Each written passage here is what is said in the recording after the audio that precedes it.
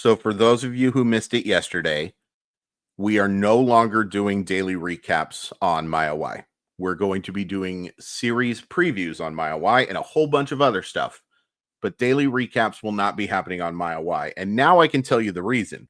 I posted it last night because it became public on the comment section. I understand if you missed it in the comment section. And hey, you may have missed the video altogether. So the reason why I can't do daily recaps on MyOY is because I am joining my buddy Anders Hurst, and we are going to be joining Locked On Sports and doing their post-game show. So we will be going live after every single Seattle Mariner game on the Locked On Mariners channel. It's super exciting. I'm pumped. I'm really, really pumped to be joining an awesome podcast with an awesome group of people. So some people had some questions after that information came out and were wondering, hey, is this joining? Are you getting rid of the other podcast over there? No, it's separate. Ty and Kobe will do their thing, and they do an awesome job. And me and Anders will do our thing. It'll just be post-game shows that are about 15 minutes long. We'll take your questions because we'll be live. It'll be really fun. And I am super appreciative of the opportunity. I owe my buddy Anders a big debt of gratitude for helping me get this. I owe Locked On Sports a big debt of gratitude for allowing me to keep my YouTube channel and also for, saying, hey, you don't suck at this. So that was very nice too. But I really appreciate it, and I really hope you guys check it out. I'll put a link in the description so you're ready to roll because we will start at some point next week. Cannot wait. Cannot wait. Real quick, a thank you to Simply Seattle, the very best in Seattle sports gear. Great stuff for the Mariners, Seahawks, Kraken, Storm, Sounders. Find it all at Simply Seattle and then use code MOLLYWOP15. Link in the description. You just copy and paste it, but MOLLYWHOP15. Thank you so much, Simply Seattle. So the Angels for a 2-game set. And I think we should talk about something real quick before that too. I keep, seems like I'm trying to delay talking about the Angels. Maybe a little bit. But Dylan Moore placed on the injured list with hip inflammation. Boy, I wonder why inflation is in my head. Inflammation. Not good. And, hopefully it's just a 2-week thing because Dylan Moore is an important part of the Seattle Mariners. What he has done at the top of the lineup against left-handers in particular has been spectacular. And they call up Samad Taylor to take his roster spot. Samad Taylor ain't Dylan Moore. All due respect to Samad Taylor. I'm glad they were able to keep him in the organization because of his versatility, because of his speed, but he can't hit. He's not going to be a guy who can play every day or anywhere close. But what this means is until they address the roster, you're probably going to have Luke Raley play against lefties. I think you got to go get a right-handed hitting outfielder ASAP. They don't have anyone in the organization that really fills that role. All due respect to Taylor. You need a right-handed hitting outfielder. You got to go get one. You've got to go get one. It'd be nice if Donovan Solano could play in the outfield. He cannot, and he's been so dreadful with the bat anyway. But definitely something you have to be cognizant of. I can feel something in my eye, so I'm going to hit an awkward pause. So now let's talk about the Angels, who got off to a nice start. They were 9-5 to begin the year, and I had a lot of people asking me, Chris, is this team for real? Because they were in first place, and obviously a small sample, but they were playing pretty well.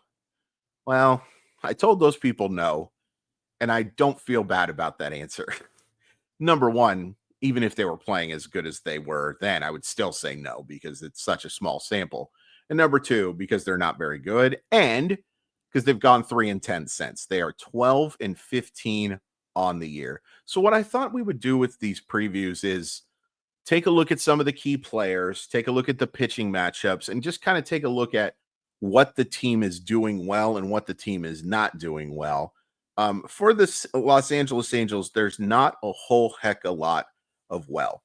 They rank 25th in ERA at 4.75. They rank 12th in quality starts with 10. They rank, of course, my thing just decided to be like, hey, Chris, this is your first one. It's not going to go well.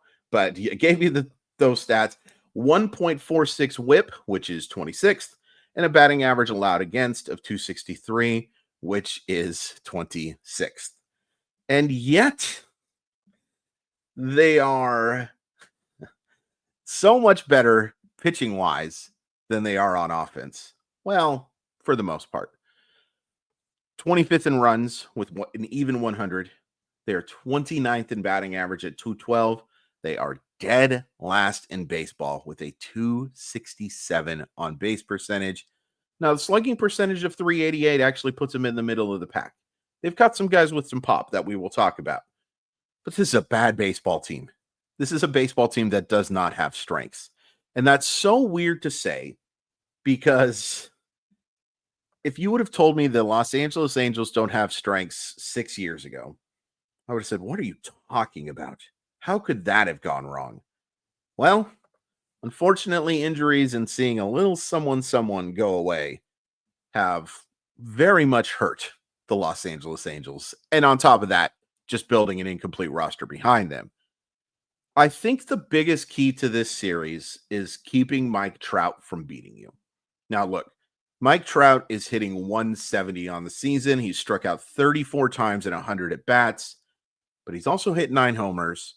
He is also slugging 470. And he also, I'm sorry, this is not the most analytical analysis. He has beaten the crap out of the Seattle Mariners for my entire life. Somehow he's been playing since 1983, and he has at least 6 billion home runs against the Seattle Mariners.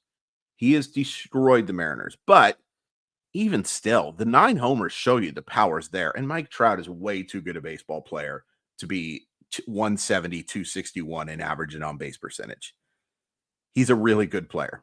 He is a really, really good player. There's one other really good player. I think the key is really there's 3 guys that you don't want to beat you in this series, because if you can keep these 3 guys in check or just completely off, you're going to be doing okay. Zach Neto and also Logan Ohapi. If you keep those guys in check, you have a great chance of winning. Neto, I think, is one of the most underrated shortstops in baseball. He's maybe not the best defender, and he missed time to begin the year, but since returning, he's hitting 294, 314, 647 with 5 homers and 3 stolen bases. Can do it all. He can do it all. I don't know why he doesn't get talked about more. Well, yes, I do. It's because he plays for the other Los Angeles team, and they've been dreadful. But there's a lot to like about him. And then Logan Ohapi, 256, 282, 524 with 7 homers. Really good player. That's your building blocks, right? Obviously, Trout, calling him a building block now is a little tough, but he's still Mike Trout. He will always be Mike Trout. Unless he changes his name, he's allowed to do that. But the Mike Trout talent is still there. I think about Mike Trout a lot, which is a weird thing to say, but I do, because he is going to have a Hall of Fame career and then some. But similar to Griffey and similar to Albert Pujols, you kind of wonder what could have been. What could have been? You know, with Pujols, it's not so much about injury as it is about just a sharp decline. But those guys could have been Mount Rushmore players. Instead, they're really, really good. And I guess Trout still has a chance to be there.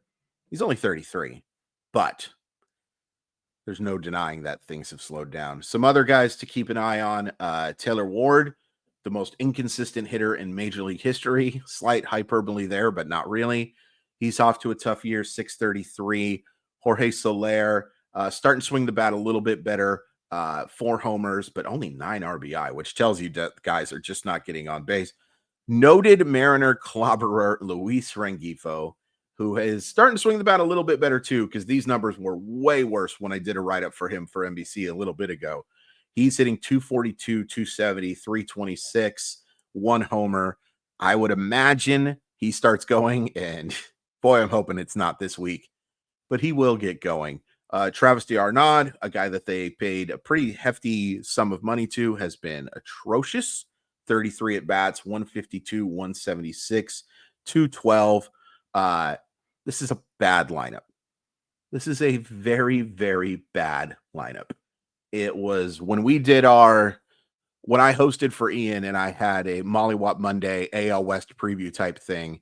They asked me on a scale of 1 to 10 how concerned I should be about the Angels. Well, I said -6, and I feel pretty good about that number.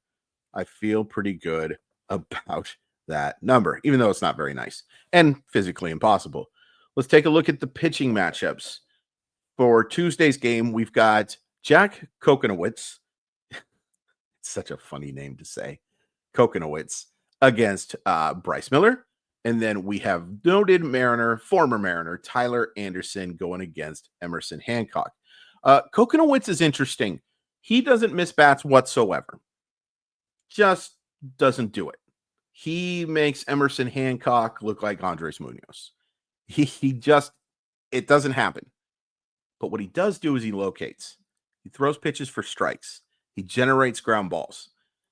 This is the type of guy that the Seattle Mariners really struggled with last year, but the type of guy that I think that the way the lineup is currently playing will have a field day against.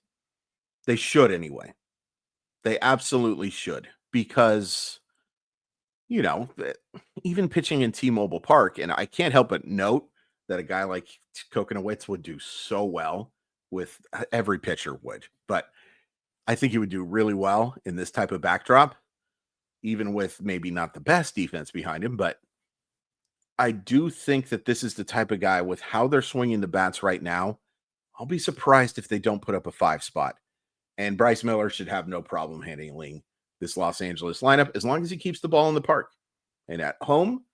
And with his usual quality command, I don't think that'll be an issue. Tyler Anderson is pitching really well.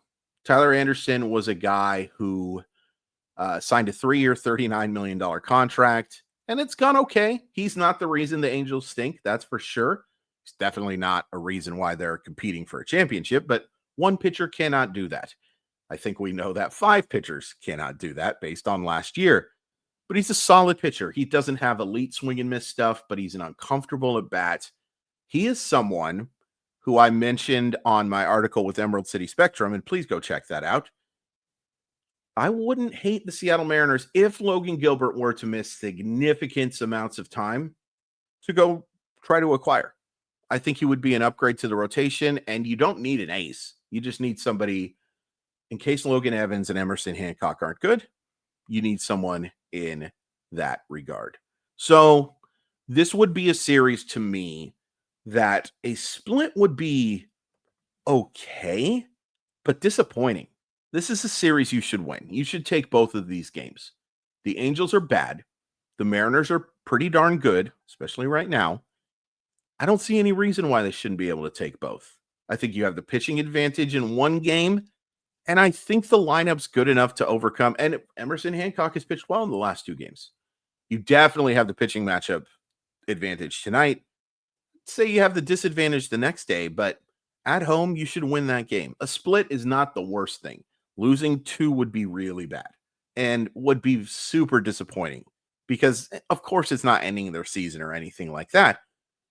But it takes away that momentum that you've had, the winning the 6 straight series. It's also worth noting that the Angels were a bugaboo for the Mariners last year. And getting off to a nice start against them would be nice because you're going to play them a few more times. You're going to play them a few more times for sure. So you might as well get off to a good start.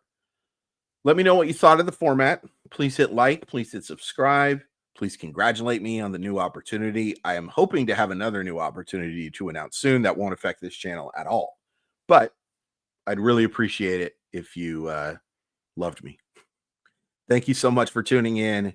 We'll be back on Friday, but I'll have some other stuff coming soon. See you soon. Bye. This was an awkward ending. There's just no way to go about it or around it.